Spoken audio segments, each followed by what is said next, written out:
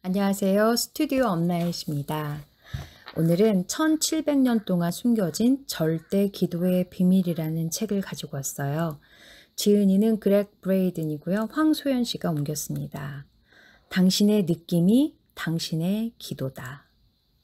뉴욕타임즈 베스트셀러 작가가 밝혀낸 과학적 명상과 치유의 비밀이 이 책에 담겨 있습니다. 인생의 상처를 어떻게 극복할 수 있을까?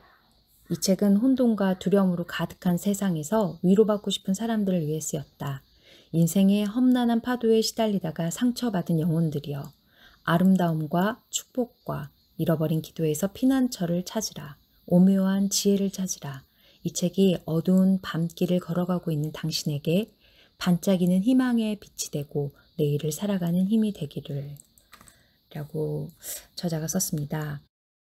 그렉 브레이든, 뉴욕타임즈 선정 베스트셀러 작가인 저자는요. 시스코 시스템즈사에서 컴퓨터 시스템 수석 디자이너, 컴퓨터 지질학자, 기술 운용 매니저로 일을 했습니다.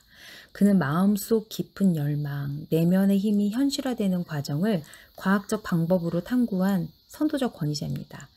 그렉은 시대를 초월해 의식 변화를 일으키는 명상의 힘, 기도의 비밀을 밝혀내고자 티베트 고산지대의 마을과 외딴 수도원, 그리고 고대의 사원들과 사라진 문서들을 20년 넘게 연구해 왔습니다. 그 결과물로 2004년 패러다임을 뒤흔든 신성한 코드를 출간해서 모든 생명체의 DNA에 숨겨진 고대의 메시지를 해독해 보였습니다. 또한 초기 기독교 교회가 성경을 편집하는 과정에서 사장시킨 잃어버린 기도의 방식을 찾아냈습니다. 그가 찾아낸 기도의 비밀은 외적으로 표현하거나 소리내어 말하지 않고도 우주 만물을 잇는 절대자의 힘에 직접 접근해 소통하는 방식입니다. 책은 5가지의 챕터로 되어 있는데요. 오늘은 느낌의 기도로 직접 소통하라에서 조금 나누고자 합니다. 첫 번째 비밀, 느낌의 기도로 직접 소통하라. 상상을 초월하는 아름다움과 상상을 초월하는 공포감을 일으키는 원동력이 우리 안에 둥지를 틀고 있다. 그리고 그것은 우리의 명령에 복종한다. 시에나의 성 카트리나가 한 말인데요. 저 너머에 뭔가가 있다. 인식이 가능한 일상의 경계를 넘어선 그곳에 어떤 실제가, 어떤 힘이 있다. 그것은 신비로우며 우리에게 위안을 준다. 이제 그것에 대해서 이야기해보자. 우리는 그것을 느낀다. 그것이 정확하게 무엇인지 알지 못하면서 그것을 믿으며 그것에게 기도한다. 그것은 창조의 그물, 성령, 여러 가지 이름으로 불리지만 고대의 전통은 그것이 실제로 존재한다는 것을 이미 알고 있었다. 그리고 삶에 적용하는 방법 역시 알고 있었다. 고대인들은 후손들을 위해 당대의 언어로 상세한 지침을 남겼는데 어떻게 하면 눈에 보이지 않는 이 힘을 이용해서 우리의 몸과 관계를 치유하고 세상에 평화를 가져올 수 있는지 설명했다. 오늘날 몸의 치유, 관계의 개선, 세계 평화라는 이 3가지 염원은 우리의 잃어버린 기도로 수렴된다. 하지만 우리가 지금까지 해온 일반적인 기도와 달리 이 기도는 말을 전혀 사용하지 않는다. 인간의 감정이라는 침묵의 언어에 기반하고 있기 때문이다. 단지 기도가 이미 응답을 받은 것처럼 감사하는 마음을 갖도록 이끌 뿐이다. 고대인들은 감사하는 마음가짐의 느낌을 통해서 창조의 힘, 즉 신의 정신과 직접 소통한다고 믿었다. 현대 과학은 20세기에 들어서 신의 정신이 모든 형태의 에너지와 구별되는 에너지장이라는 사실을 발견했던 것 같다. 에너지장은 항상 모든 곳에 존재하며 태초부터 지금까지 존재해왔다. 양자 물리학의 아버지라 인정받는 막스 프랑크는 에너지장의 존재는 거대한 지성이 물질의 세계를 좌지우지하고 있음을 암시한다며 다음과 같이 말했다. 이 힘 뒤에는 의식과 지성을 가진 정신이 존재한다고 봐야 한다.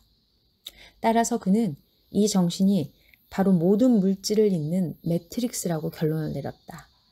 현대과학은 그것을 단일장이라고 부르면서 프랑크가 말한 매트릭스의 지성이 실제로 존재한다는 사실을 발견했다. 고대인들이 암시했던 것처럼 에너지장은 인간의 감성에 응답한다. 우리가 그것을 어떻게 부르든, 과학과 종교가 그것을 어떻게 규정하든 저 너머에는 분명히 뭔가가 있다.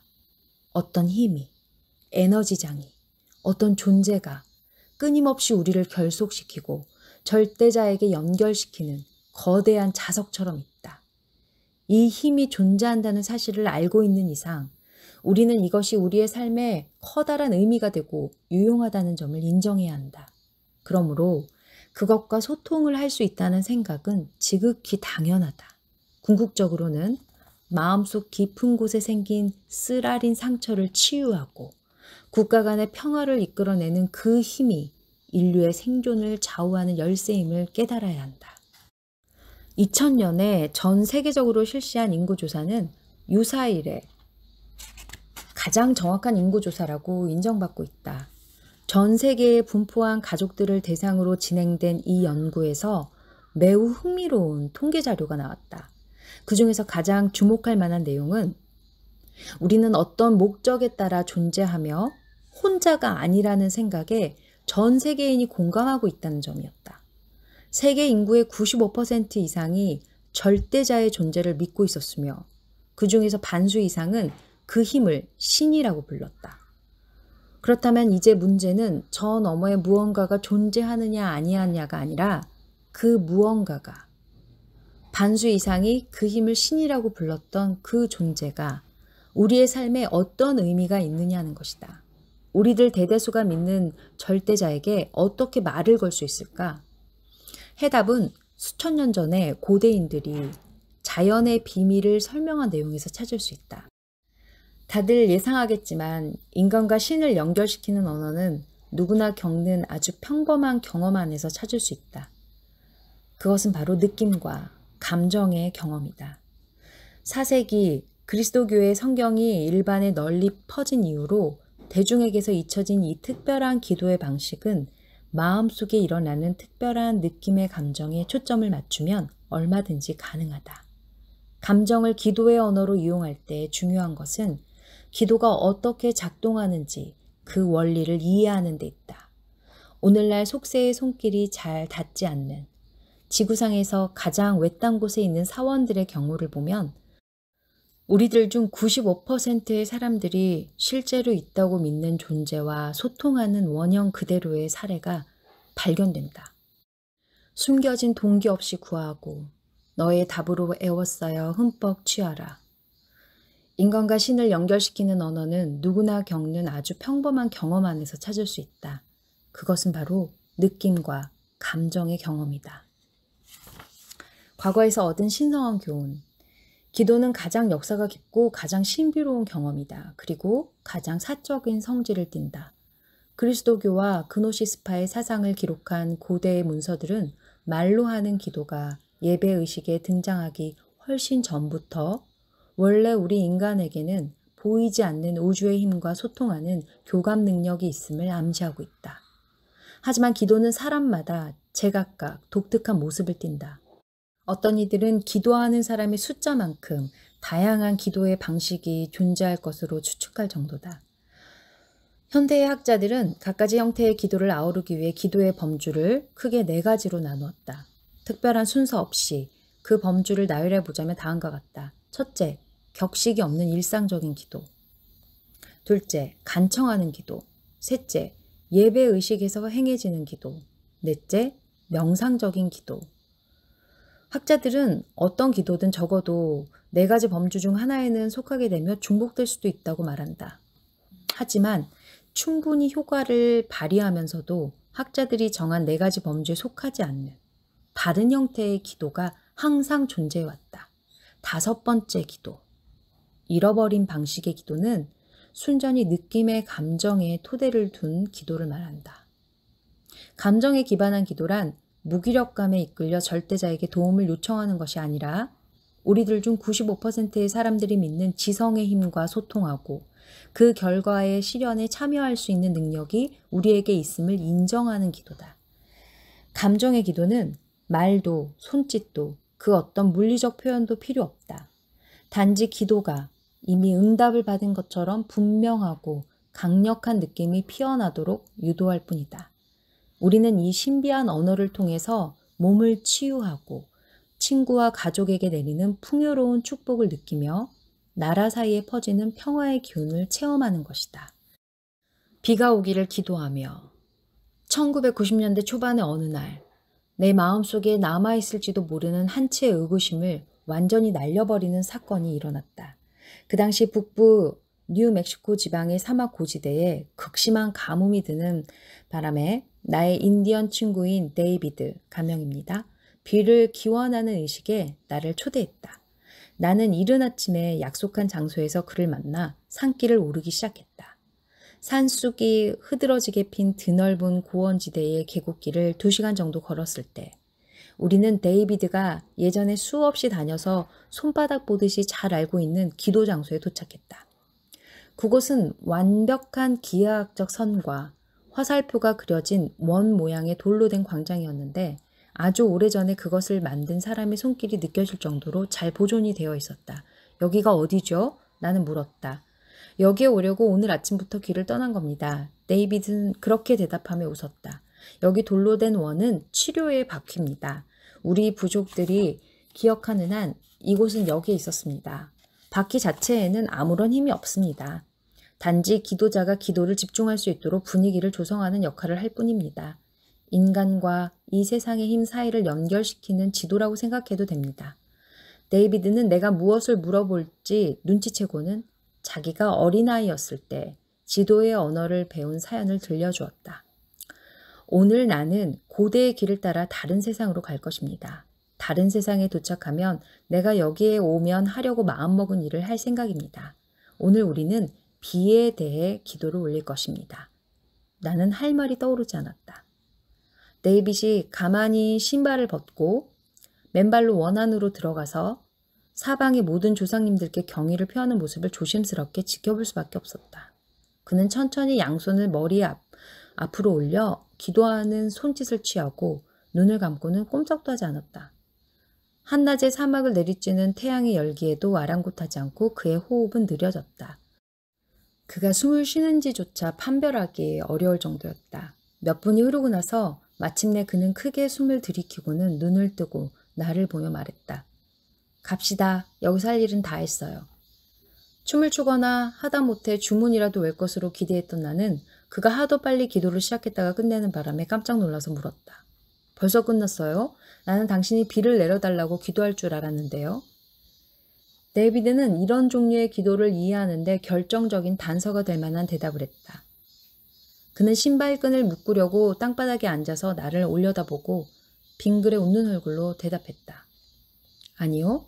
나는 비에 대해 기도하겠다고 말했어요. 만약 내가 비를 내려달라고 요구하는 기도를 했다면 그런 일은 절대로 일어나지 않을 겁니다. 데이비드는 그날 자기가 무슨 뜻으로 그런 말을 했는지를 나중에 설명해 주었다. 그는 어렸을 때 마을 노인들에게서 기도의 비법을 전해 듣게 된 경위부터 설명하기 시작했다. 어떤 일이 일어나게 해달라고 간청하게 되면 우리가 소유하지 못한 것에 힘의 주도권을 넘겨주는 것이 문제라고 그는 말했다. 치유를 요구하는 기도는 질병에게 힘을 넘겨준다. 비를 요구하는 기도는 가뭄에게 힘을 넘겨준다는 것이다. 이런저런 것들을 달라고 매달리면 변화시키려는 것들에게 힘을 더 실어주게 됩니다. 그가 말했다. 나는 가끔씩 데이비드의 말을 곰곰이 떠올리면서 오늘날 우리의 삶에서 그것이 의미하는 게 무엇인지를 생각해 본다. 예를 들어 우리를 전쟁으로 몰아넣은 사람들을 향해 분노의 불꽃을 활활 태우면서 세계 평화를 달라고 기도할 경우 뜻하지 않게 평화와는 정반대 방향으로 폭주할 수 있다. 전 세계 인구의 절반이 무장 분쟁에 얽혀있는 현실에서 수백만 명이 날마다 평화를 달라고 선의의 기도를 올린다면, 그래서 미약한 관점의 변화가 일어난다면 효과가 있지 않을까 하는 생각을 종종 하게 한다. 나는 데이비드를 마주보며 물었다. 비를 내려달라고 기도하지 않았다면 무엇을 했나요? 그가 대답했다. 간단해요. 비가 주는 느낌을 상상하기 시작했어요. 그러자 내 몸에 닿는 빗방울의 느낌이 느껴졌죠. 비가 쏟아질 때 진흙투성이가 된 우리 마을의 광장에 맨발로 서 있을 때의 기분을 느꼈어요. 그리고 마을의 흙집 벽에서 나는 비의 냄새를 맡았고 비를 맞으며 가슴 높이까지 자란 옥수수밭 사이를 헤집고 돌아다닐 때의 기분을 만끽했지요. 데이빗의 설명은 완벽하게 이치에 들어맞았다. 그는 모든 감각을 열어 젖히고 있었다. 우리와 세상을 연결하는 후각과 시각, 미각, 촉각뿐 아니라 인간과 인간이 아닌 생물체를 구분짓는 생각과 느낌과 감정까지 동원한 것이다.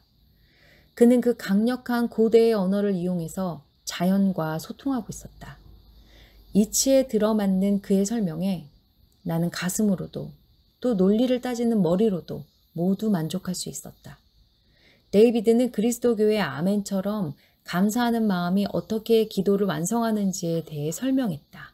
하지만 그는 자기가 창조한 것에 대해 감사하기보다는 창조 활동에 참여하는 기회를 얻었음에 고마움을 느낀다고 말했다. 감사하는 마음은 모든 가능성에 경의를 표하고 우리가 선택한 것들을 이 세상으로 불러오게 됩니다. 감사하는 마음이 우리의 몸에 생명 친화적인 화학 물질인 호르몬을 방출해서 면역 체계를 강화한다는 사실이 연구를 통해 밝혀졌다. 이때 일어나는 화학적 변화가 모든 창조물을 연결하는 것으로 보이는 신비한 물질을 통해서 우리 몸 바깥으로 양자 효과를 일으킨다. 데이비드는 오래전부터 전해 내려오는 부족의 전통 속에서 우리들이 잃어버린 기도를 공유하고 있었다. 아직 시도하지 않았다면 이 기도를 해보라고 권하고 싶다. 당신의 인생에서 일어나기를 바라는 것을 생각하라. 무엇이든 좋다. 자기 자신이나 다른 사람의 병을 치유하는 것일 수도 있고, 가족이 성공하는 것일 수도 있고, 인생의 동반자를 찾는 것일 수도 있다. 무엇이 되었든 그것이 이루어지기를 바라지 말고 이미 일어난 것처럼 느껴야 한다. 심호흡을 하면서 기도가 이루어졌을 때의 그 충만감을 구체적으로 모든 면에서 느껴라. 자, 이제는 기도가 응답을 받고 나서 달라진 당신의 인생에 대해 감사하는 마음을 느껴보자. 도움을 요청하면서 느끼는 간절함과 열망이 아니라 감사하는 마음에서 비롯되는 편안함과 해방감을 맛보는 것이다. 간절함과 편안함 사이의 미묘한 차이는 간청하는 것과 받는 것을 구분하는 힘이다. 네, 여러분 어떠셨나요? 많은 도움이 되셨나요? 다음 시간에 또 좋은 책 가지고 여러분 찾아뵙겠습니다. 지금까지 함께 해주셔서 감사합니다. 스튜디오 엄나잇입니다.